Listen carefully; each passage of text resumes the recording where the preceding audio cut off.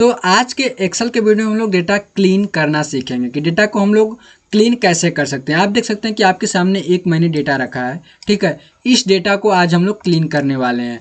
अगर आप डेटा को क्लीनिंग करना सीख जाते हैं तो आप फ्रीलांसिंग के तौर पे पर प्रोजेक्ट के कम से कम 1000 से 1500 रुपये तक चार्ज कर सकते हैं। अगर हमारे सामने कुछ इस प्रकार डेटा आ जाता है तो हम लोग इसको कैसे क्लीन करेंगे वो हम लोग देखेंगे। तो इसके साथ ही हम सबसे पहले ये समझ लेते हैं कि ऐसे हमारे सामने डेटा कब हमारे सामने आ जाते हैं।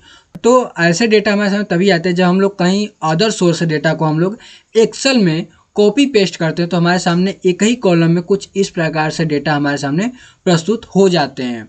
तो हमें उन्हें अगर एक्सेल में फ़िल्टर करना होगा, कई और सारे फंक्शंस का यूज करना हो गया तो हम लोग एक ही साथ ऐसे यूज नहीं कर सकते। तो हमें वहाँ पे डेटा को क्लीन करना होता है, अलग अलग करना होता है। तो यहाँ पे क्लाइंट का एक डेटा आया है जिसको क्लीन करना है कुछ इस फॉर्म में। यहाँ पे ऑर्डर नंबर है, कस्टमर नेम है, सिटी है, स्टेट है, प्रोडक्ट कैटेगरी यहाँ पे सेल है। यहाँ पे 21 कॉलम में यहाँ पे हमें देखने को मिल रहा है। तो इसे हमें अलग अलग करना है। तो कैसे करेंगे चलिए देखते हैं। तो नमस्कार दोस्तों, मेरा नाम है अतुल कुमार मौर्य और आप सभी लोगों का मेरे यूट्यूब चैनल एक्सेलेंस टूर में स्वागत है। तो चलिए बढ़ते हैं डेटा क्लीन की तरफ। तो यहाँ पे आ जाएंगे और क्लिक करेंगे। देखिए अगर आप डेटा यहाँ पे है तो आप एक कॉलम को छोड़ के किसी और कॉलम में अगर ये फॉर्मूला अप्लाई करेंगे तो आपका वहाँ पे नहीं लगेगा। तो आप ये कोशिश करें कि जिस भी कॉलम में आपका डेटा है सेम नेक्स्ट कॉलम में आप इस डेटा को अप्लाई करें, ठीक है।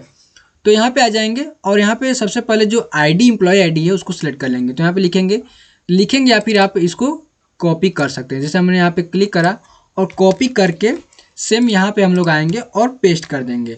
कॉपी करना है या फिर आप लिख भी सकते हैं, लिख के एंटर करना है या फिर आपको वहीं पे कंट्रोल ई प्रेस कर देना है।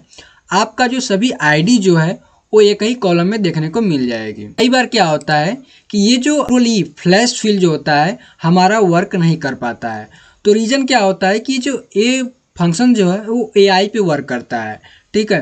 तो यहाँ पे क्या करना है आपको कि 3-4 रो में आपको यानी कि 3-4 सेल में आपको आईडी को लिख लेना है। उसके बाद आपको कंट्रोल ई प्रेस कर देना है तो सभी डेटा आपको आसानी से देखने को मिल जाएगा। अब आगे की तरफ बढ़ते हैं तो यहाँ पे आ जाएंगे। तो इस बार हम लोग आगे की डेटा को सिलेक्ट कर लेंगे। तो हम लोग क्लियर गेट इसको सिलेक्ट कर लेंगे और कंट्रोल सी करेंगे और यहाँ पे आएंगे कंट्रोल वी कर देंगे। हमारा डेटा यहाँ पे पेस्ट हो गया है। इसको आगे से स्पेस जो है उसको हटा देंगे और यहाँ पे एंटर करेंगे, कंट्रोल ई प्रेस कर देंगे। हमारे यहाँ पे सभी जो नेम है एम्प्लॉय के जो नेम है यहाँ पे देखने को मिल रहे हैं, ठीक है। अब आगे बढ़ते हैं तो यहाँ पे जो आगे की जो डेटा है उसको सिलेक्ट कर लेंगे। तो हमारी सिटी आगे की है तो हम लोग सिटी कॉपी करेंगे और यहाँ पे ला के हम लोग इसको पेस्ट कर देंगे और एंटर करेंगे, कंट्रोल ई प्रेस कर देंगे। हमारी जो सभी सिटी है वो हमें यहाँ पे देखने को मिल रही है।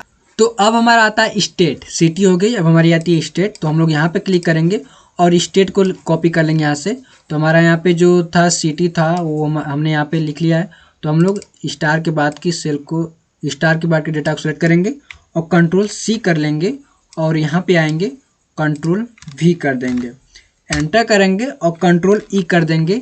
जो हमारा जो डेटा था वो हमारा यहाँ पे आ गया है। लेकिन क्या यहाँ पे हमें डैश का भी सिंबल देखने को यानी कि हाइपन का भी सिंबल हमें देखने को मिल रहा है। तो मैंने आपको कहा भी था कि अगर नहीं सही डेटा मिल रहा है तो यहाँ पे डिलीट कर दीजिए और इंटर करिए।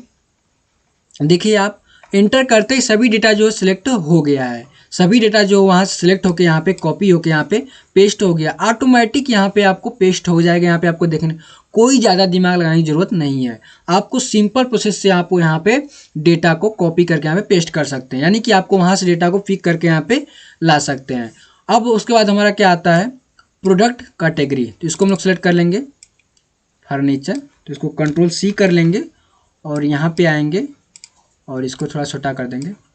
यहाँ पे कंट्रोल वी करेंगे, एंटर करेंगे, इसको थोड़ा सा बड़ा कर लेंगे और कंट्रोल ई प्रेस कर देंगे।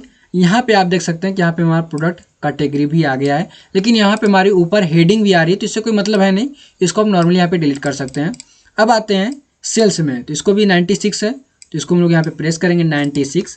देखिए फ्लैश फिल जो होता है, ये जो कंट्रोल ई है वो फ्लैश फिल है। तो फ्लैश फिल जो है उन नंबर्स पे काफ़ी ज़्यादा अच्छा वर्क करता है। तो इसको भी कंट्रोल ई प्रेस करेंगे तो यहाँ पे हमारे जो है सेल्स है वो हमें यहाँ पे देखने को मिल रहा है। तो ये जो फ्लैश फिल जो ऑप्शन है वो हमें यहाँ पे देखने को मिल जाएगा डेटा टैब में। यहाँ पे फ्लैश फिल ऑप्शन है। इसके साथ ही आप होम टैब में आएंगे तो यहाँ पर भी आपको फ्लैश फिल का ऑप्शन देखने को मिल जाएगा। तो ये जो फ्लैश फिल जो ऑप्शन है ये पहले नहीं था, लेकिन जब से ये फ्लैश फिल एक्सेल में ऐड हुआ है, डेटा एनालिसिस यानी डेटा क्लीनिंग करने में काफ़ी ज़्यादा मदद हो जा रही है। पहले होता था डेटा क्लीनिंग, लेकिन हमें वहाँ पे कई सारे फार्मूलाज फंक्शंस का यूज करने के बाद ही हम लोग वहाँ पे डेटा को अलग कर पाते थे। लेकिन आज के समय में जब ऐसी कंडीशन हो गई है कि हमें यहाँ पे कई सारे हाइफन्स, स्टार, परसेंटेज, डॉट, कई चीज़ें देखने को मिल रही हैं, तो वहाँ पे हमें फ्लैश फिल की मदद से हम लोग आसानी से उसको क्लीन कर सकते हैं। तो अब हम लोग क्या करेंगे, इसको इस डेटा को सिलेक्ट कर लेंगे, control shift right arrow, control shift down arrow.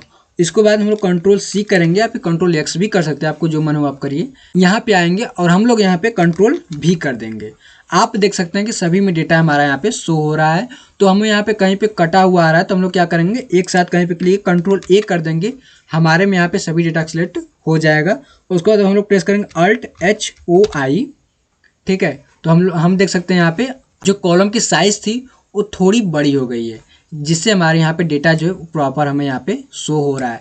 तो अगर आप डेटा क्लीनिंग सीख लेते हैं, कुछ इसी प्रकार का वर्क अगर आप सीख लेते हैं, तो आप यहाँ पे फ्रीलांसिंग के तौर पे यहाँ पे आप काफ़ी अच्छा अर्न कर सकते हैं। पर प्रोजेक्ट के आप कम से कम यहाँ पे 1000 से 1500 रुपये तक चार्ज कर सकते हैं।